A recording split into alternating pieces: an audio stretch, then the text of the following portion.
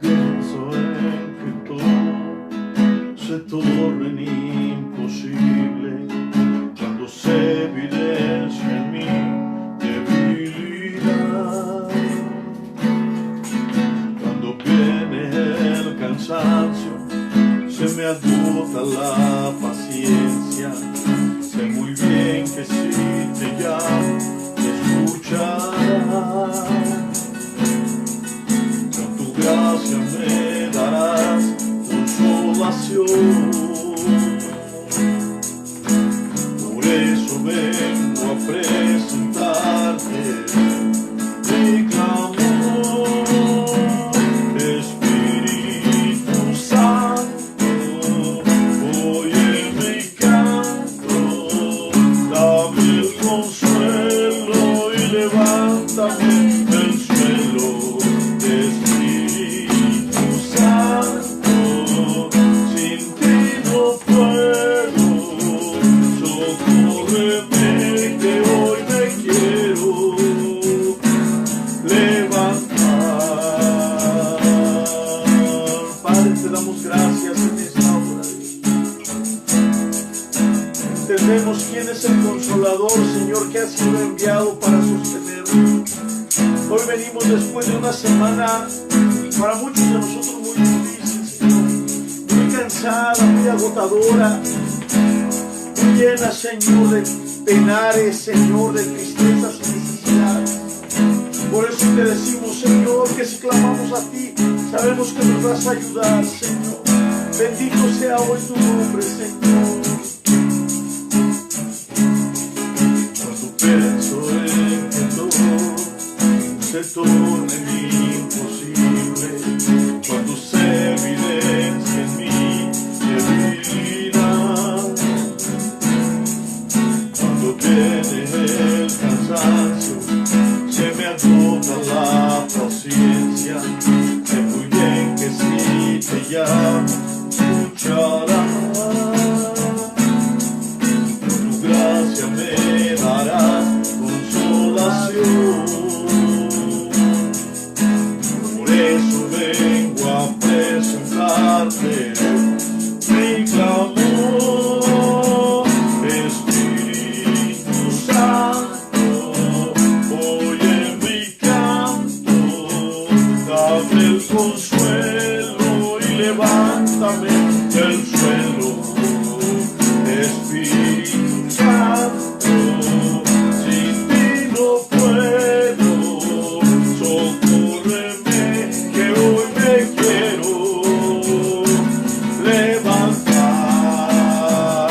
Espíritu Santo, oye mi canto, dame el consuelo y levántame del suelo. Espíritu Santo, sin ti no puedo, socórreme que hoy me quiero levantar. Con tu gracia me darás consolación. Por eso vengo a presentarte mi clamor. Espíritu Santo, oye mi canto, dame el consuelo y levántame del suelo.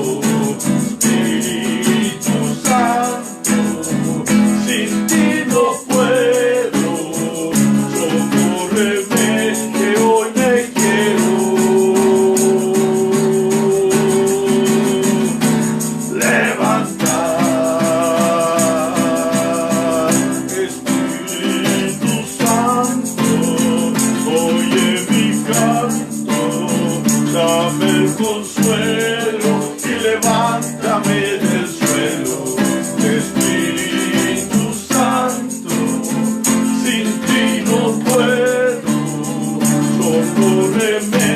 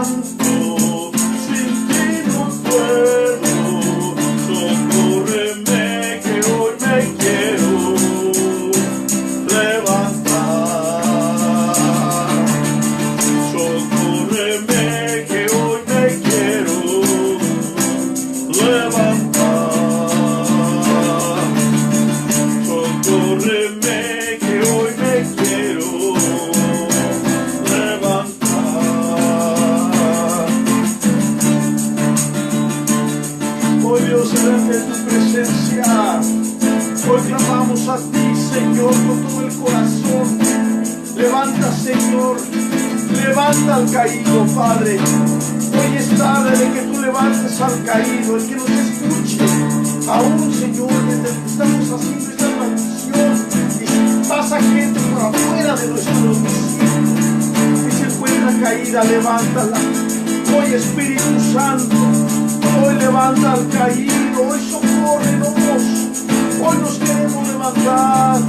Danos el consuelo, Señor, que necesitamos. Levántanos, Dios, levántanos para poderte adorar. Levántanos para ponernos de rodillas, Señor. Levántanos para agachar la cabeza delante de ti, declararte dependencia. Levántanos, Señor, para podernos poner de rodillas delante de ti. Socórreme que hoy me quiero levantar.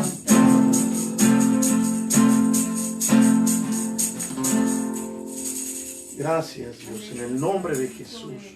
Tu nombre sea glorificado. Amén. Dios les bendiga, buenas tardes. Les damos la bienvenida con este hermoso cántico. Espíritu Santo, oye mi canto. Dame el consuelo y levántame del suelo. Iglesia, Dios les bendiga, bienvenidos. Somos Rivera del Quebar. Adore a Dios y prepare su corazón. Dios les bendiga, hermanos. Bendiciones al remanente, a aquellas personas que forman parte de nuestra congregación, y también muchas bendiciones y muchos saludos a aquellas personas que no pertenecen tal cual a nuestra iglesia, pero han hallado gracia en nosotros, se han sentido bendecidos a causa del mensaje que nosotros le hemos dado. De verdad es toda una bendición, es todo un gozo saber que a través de estas transmisiones la palabra de Dios está confrontando las vidas y está animando y está instruyendo, está estimulando el Espíritu Santo a aquellas personas que nos ven detrás de una simple pantalla. Este es un arma que nos ha gustado mucho hacerla porque hemos visto su efectividad. Y por eso tenemos en plan seguirlo haciendo, llevar la palabra de Dios a más personas a través de estos medios.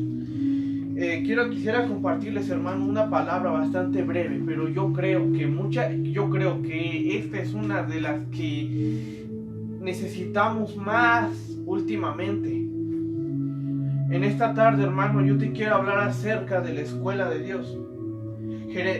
Primer libro de los Reyes, capítulo 17. Dice: y vino palabra de Jehová diciendo: apártate de aquí y vuélvete al oriente y escóndete en el arroyo de Querit, que está frente al Jordán. Beberás del arroyo, y yo he mandado a los cuervos a que te den de comer. Y él fue el que hizo conforme a la palabra de Jehová, pues se fue y volvió junto al arroyo de Querit, que estaba frente al Jordán. Y los cuervos le traían pan y carne por la mañana, y pan y carne por la tarde, y bebía del arroyo. Pasando algunos días se secó el arroyo, porque no había llovido en la tierra. Vino luego a él palabra de Jehová diciendo: levántate. Hasta ahí, hermanos. Te quiero hablar acerca de la escuela de Dios. Oremos. Padre, te doy muchas gracias porque estás aquí con nosotros. Yo te pido que seas tú bendiciendo a aquel hermano, a aquella hermana que me está viendo a través de su pantalla. Yo te pido, Padre, que tu Espíritu Santo sea dando una visitación con cada uno de nosotros. Aquí está nuestro espíritu bien dispuesto a escuchar lo que tú tengas que decirnos a través de tu palabra. Recuerdo, Dios, quiero dejar bien en claro que no soy yo, no es mi conocimiento, ni es mi predicación en sí. Eres tú hablando, Señor, a cada una de nuestras vidas. Si hemos olvidado algo que tenemos que recordar en esta tarde, haz que lo recordemos. Si tú quieres decirnos algo nuevo, Dios, algo que quizás nos duela o nos confronte, Dios, aquí están nuestros oídos bien dispuestos, Padre Santo, a escuchar. No un mensaje emocional, Padre, no un mensaje plenamente de aliento, sino escuchar palabra de Dios completamente relevante que nos va a ayudar, Dios. En el nombre de Jesús te pido, Padre, que a través de este sencillo mensaje tu iglesia pueda ser estimulada, recordando, Dios, que tú llevas a una preparación que quizás es difícil para nuestra vida, pero es muy relevante, y lo vamos a ver cuando ya al final de cualquier situación tan difícil que parezca, seremos testigos Dios, de que tú no te equivocas, de que tú tienes un propósito oculto, Dios. En el nombre de Jesús, amén. Hermanos, uno de los personajes bíblicos que personalmente admiramos aquí en mi casa es el profeta Elías. Le quiero hablar, hermano, un poco acerca de la historia, de lo que pasaba en este momento, en este pasaje. El pueblo que Dios había escogido no era un pueblo que dio con efectividad, que respondió bien a las bendiciones que les había dado. Se convirtió en un pueblo desobediente. La palabra nos habla de que cuando el rey Acab llegó, tomó por esposa a una mujer llamada Jezabel, y fue una época muy oscura para el rey, para el pueblo de Dios, porque dice la palabra que estos reyes, hermanos, dice la palabra que este rey mandaba matar a los profetas de Dios y puso por encima a demás dioses. En este caso sería siendo el dios Baal. Esta era la nueva divinidad diabólica que se estaba apoderando dentro de la cultura, dentro de la nación que Dios había escogido para su gloria y para su honra. Hermanos, el reino decayó de una manera horrible. Es aquí cuando vemos la aparición del profeta Elías, y Dios lo llamó. La palabra nos habla de Elías, y Elías hoy en día, hoy es un personaje tan relevante, tan trascendente dentro de la cultura judía y del cristianismo en general, porque dice la palabra que Elías, que Elías fue un profeta de juicio al que Dios mandó para restablecer, para dejar bien en claro que ante un mundo de apostasía, a un mundo dominado por Baal, Jehová es Dios. Este es en pocas palabras el ministerio del profeta Elías. Y Dios usó a Elías de una manera bien tremenda, porque Baal era un dios que se relacionaba mucho con la lluvia, y ahora Dios manda a Elías y le dice: ordena que deje de llover. Y Elías hizo esta declaración, y literalmente dejó de llover por 3 años, y así estuvieron en una confrontación. La palabra dice que Elías se enfrenta delante del rey Acab y le recrimina todos los pecados que él como rey ha cometido contra Dios. La Biblia nos habla nos habla en primer libro de los Reyes, capítulo 18, cómo Elías se enfrenta ante muchos profetas de Baal y Dios le da la victoria. La palabra nos habla de qué tan trascendente fue Elías. Hermanos, Elías fue un personaje sumamente especial, un personaje que yo en lo personal admiro mucho, porque aunque Elías era débil en sus emociones, algunos historiadores de la palabra consideran que Elías quizás tenía algún problema en sus emociones o en su mente, ya que vemos a este personaje constantemente atrapado bajo la depresión. Sin embargo, vemos cómo Dios lo usó de una manera bien tremenda. Vemos con efectividad este mensaje, este ministerio en una completa victoria. Y no fue por Elías en sí, sino fue por Dios, que usó a este profeta de una manera bien impresionante. Pero no le quiero hablar en sí del ministerio de Elías, le quiero hablar qué es lo que pasó, que fue justo antes de que Elías hiciera todas estas cosas. Elías era de un pequeño pueblo, y Dios lo manda a llamar y le dice,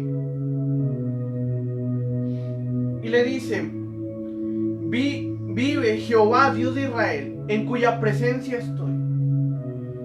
Y luego dice, vino palabra de Jehová diciendo, apártate de aquí y vuélvete al oriente y escóndete en el arroyo del Querit que está frente al Jordán, beberás del arroyo. Y le dice una serie de instrucciones que aparentemente nos parecen muy extrañas. Hermanos, le quiero hablar acerca de la escuela de Dios, le quiero hablar qué es lo que pasó en este lugar que fue tan relevante para que Elías pudiera tener éxito en su ministerio. algo que estudiamos constantemente, algo que estudiamos en el instituto constantemente, es que consideran que los desiertos ya no son algo que se siga usando todavía. Sin embargo, la palabra es muy clara y nos habla de los desiertos y nos habla de los procesos de Dios, hermanos, especialmente del ministerio antes de. Y nos habla que el sufrimiento y pasar estos momentos tan difíciles es algo relevante para que Dios pueda hacer su propósito en nuestra vida. Pero lo que yo me pregunto es ¿por qué? Hermano, ¿cómo es que un Dios, siendo tan bueno, siendo tan misericordioso y perfecto, tiene que someter a una persona bajo un trato bastante difícil para que así le pueda servir con efectividad? ¿No le parece algo cruel, hermano? La realidad es que no es así. Y yo lo entendí y me llené de lágrimas y me llené de gozos cuando entendí este pasaje, hermano. Dios le habla al profeta y le dice, te vas a dejar de vivir, vas a dejar a tu familia, vas a dejar tus pertenencias, vas a dejar tu lugar de origen y te vas a ir al Querit, que era un arroyo, hermano, de los que dice la palabra que estaban junto al río Jordán. Ahí Dios literalmente manda a Elías hacia un exilio.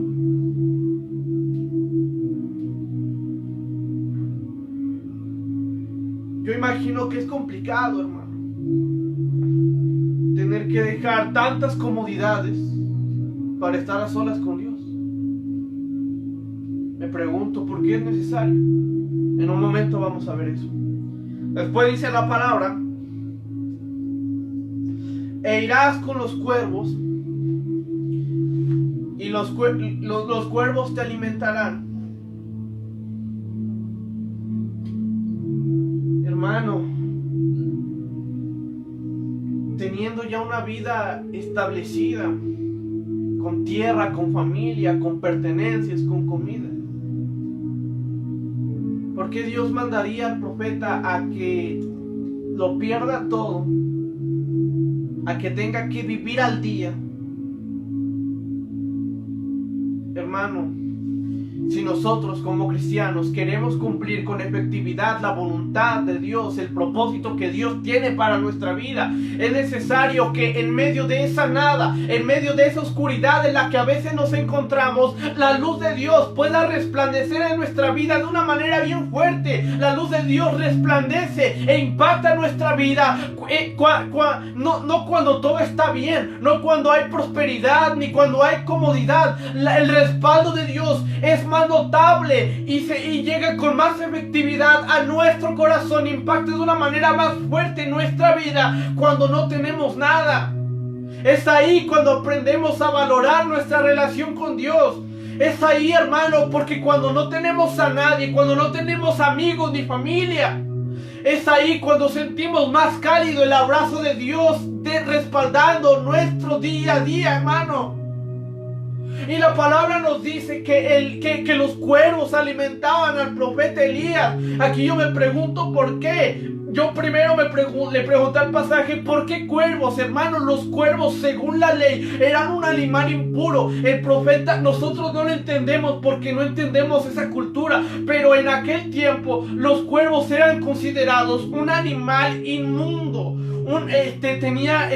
Se habían hecho ciertos prejuicios sobre este tipo de animales, hermano. El profeta Elías no reaccionaba, o quizás veía con mucho prejuicio, no le agradaba la idea de comer de lo que le diera un cuervo, porque era un animal inmundo. Y ahora lo que Dios lo sometió para que él hiciera era dejarse alimentar por un cuervo. Son en estos procesos de Dios, hermanos, cuando quebramos muchos conceptos, cuando nos deshacemos de muchos prejuicios, cuando entendemos que el respaldo de Dios, la bendición de Dios puede llegar de múltiples formas, cuando aprendemos a depender de Dios, muchas veces de la manera en la que menos nos lo imaginamos. Yo te puedo contar esta experiencia. Mis padres te pueden testificar esto. Te podemos testificar, decirte que esto es completamente real porque lo hemos vivido. Y la palabra está aquí, hermano. Quizás tú estás pasando por una situación como esta. Y quizás ya no tienes tu empleo. O ya no tienes a tus amigos que te apoyaban. Ya no tienes a tu familia que aparentemente estaba contigo. Es ahí, hermano, cuando tienes que aprender a depender de Dios. Es ahí cuando tienes que sentir el respaldo de Dios. Muchas veces en situación de parte de ciertas cosas de las cuales tú menos te las esperas. Dios está trabajando con nosotros. Dios está trabajando contigo. Porque Dios entiende que Dios no te quiere tener así para siempre.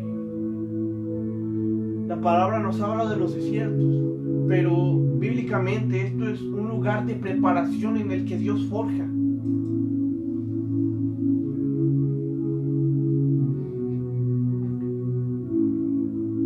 Y cuando concluye el trato de Dios, es ahí cuando empezamos a ver todo el fruto de lo que hemos aprendido.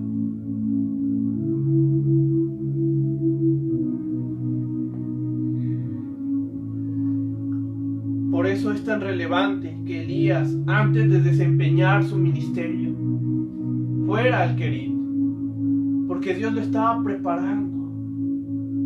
Porque Elías era una persona aún muy miedosa, muy temerosa, una persona quizás muy insegura. Él no iba a poder cumplir con la voluntad, con el propósito que Dios tenía para su vida, a menos de que fuera a ese lugar y aprendiera. Él no iba a poder cumplir con el propósito que Dios tenía para su vida si Elías no hubiese ido al Querit y hubiera llorado y hubiera vivido día al día.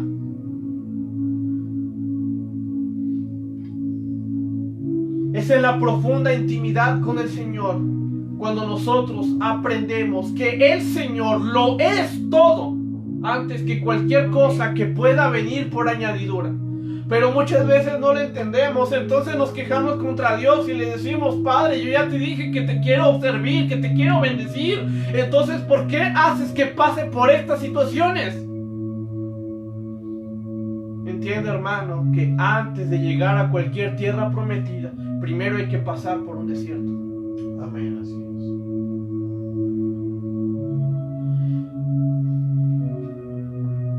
es. Y Elías fue un personaje tan trascendente, tan usado, un instrumento tan eficaz en las manos de Dios.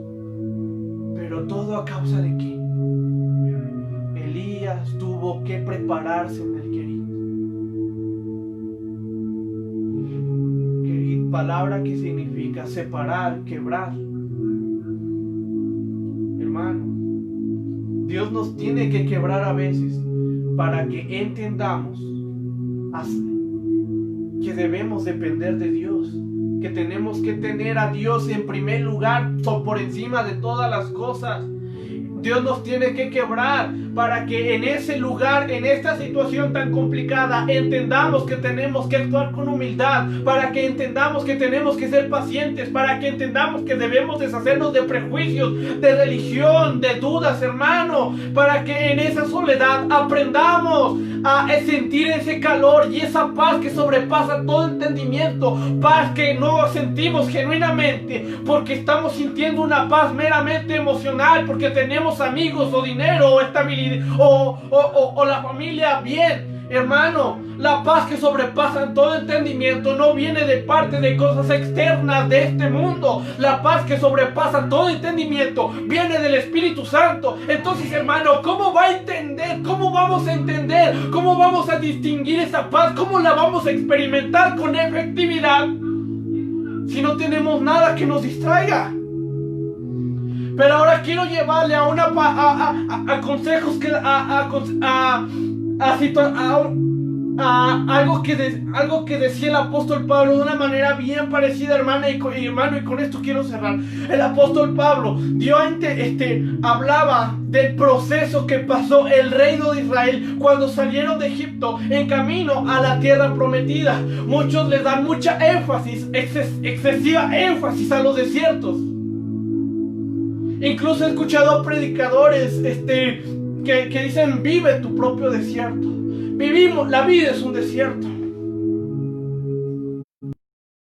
Esto no es así. El apóstol Pablo hace una recopilación de las situaciones tan complicadas que tuvo que pasar el reino de Israel para que pudiera experimentar la tierra prometida. Y hace una recopilación, hermano, desde que le da las tablas de la ley, cuando parten la roca por la mitad, cuando abren el mar.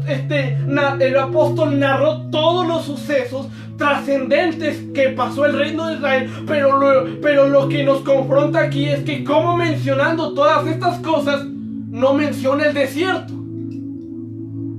Hermano, la palabra nos dice que el reino de Israel estuvo 40 años vagando en el desierto. En realidad solo tenían que estar aproximadamente un año de preparación. Sin embargo, la palabra nos dice que estuvieron 40 años en el desierto.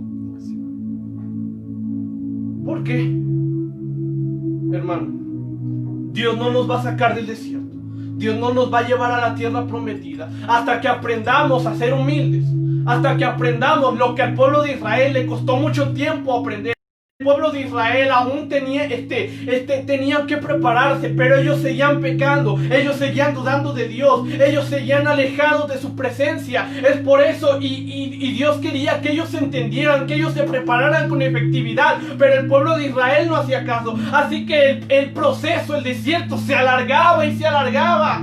Hermano, Dios no nos va a sacar del desierto hasta que aprendamos a ser pacientes, hasta que aprendamos a ser humildes, hasta que aprendamos todo lo que Dios necesita, requiere que nosotros aprendamos, para que así el día que nosotros salgamos de este desierto, podamos servir a Dios con una efectividad tan hermosa.